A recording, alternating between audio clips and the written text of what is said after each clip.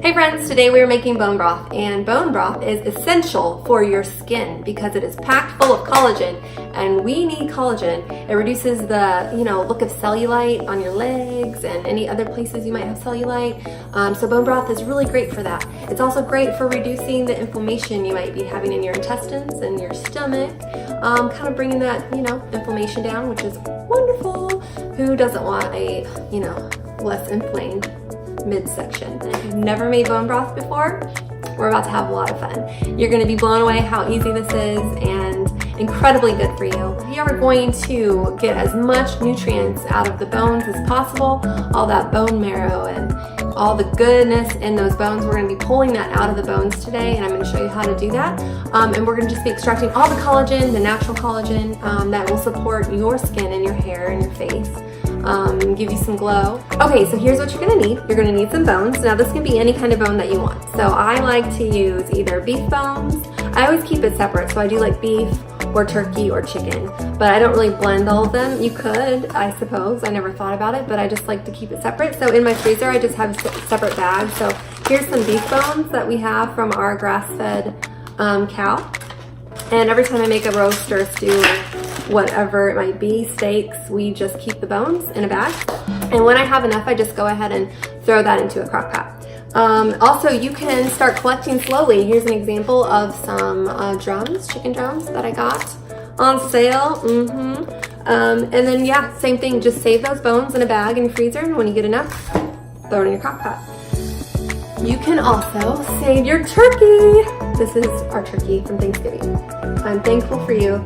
Thank you for giving your life so that I may make bone broth. And as you can see, I just saved the bone into the freezer. And what I'm gonna do now is I just took it out, and now we're gonna use it for our turkey bone broth, and I'm excited. So what a great way to repurpose, so to speak, and use every single part of your animal to get every last tiny bit of nutrient value out of it. So we are just gonna go one step further and use the rest of this wonderful bird to help our healing. So also you're gonna need some parsley, okay? Some carrots. These are giant carrots. So, either big carrots or small carrots, but you might need more small carrots than if you don't, right? All right, so we're gonna put some carrots in there. I'm also going to use a beautiful onion. Isn't that pretty? Doesn't matter what kind of onion, whatever you have. And I'm gonna use some apple cider vinegar. Okay, about a tablespoon or a splash, you can eyeball it. This is gonna help pull the nutrients out of the bones and give you the maximum amount of delicious, nutrient, dense, rich foods that are packed full of collagen and yumminess. If you want fantastic gut health, I recommend drinking bone broth. I definitely recommend making it yourself because that is the best way. And it's way better for you than the store-bought kind, because the store-bought kind is old and it's been on the shelf for a while and it's not fresh. However, if you can't, I'm sure there's things that you can look into. Just make sure, double check those ingredients. You really don't want any kind of fillers. Okay, so now that you know all the stuff you need and how to acquire it, I'm going to show you how to make it right here in the crock pot. Right here.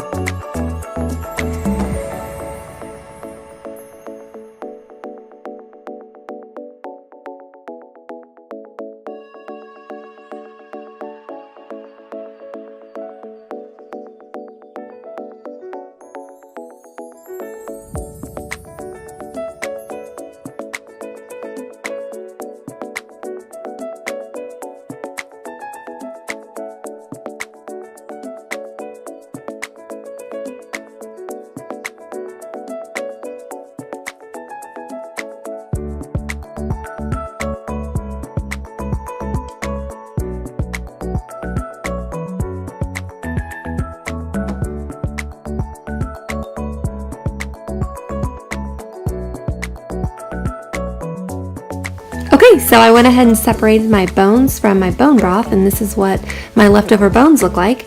Also, I went ahead and separated my compost from the bones because this is great for composting, or you can give it to your chickens. And if you've used a whole chicken or a whole turkey, you will have leftover meat. So this is what all the meat looks like that I've collected that I'm going to use in a soup for later. Okay, so as you can see, these bones are completely falling apart. We have just cooked them so slowly and they've become so tender, and even this bone has been hollowed, and when you break it apart you can see all the beautiful marrow inside. It's just incredible how these bones have turned to just like sand, and all this goodness is in your bone broth. Yum yum. Okay, so as far as storing your bone broth goes, I like storing mine in glass jars and placing them in the refrigerator if I know I'll be using within 3 to 4 days.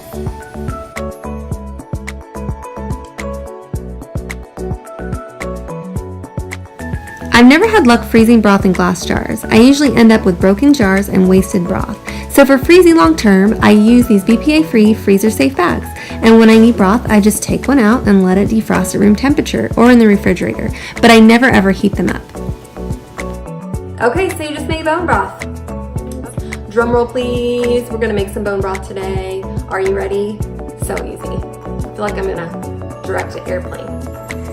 It's gonna help you with your gut health, so that's so important. Keep our tummies happy. A lot of us don't think about our stomach and our midriff until we put pants on, and then we're thinking, oh gosh, why is it great? Well, first of all, it's packed full of collagen, and we all know that we need some collagen as we get a little older, okay, for the wrinkles.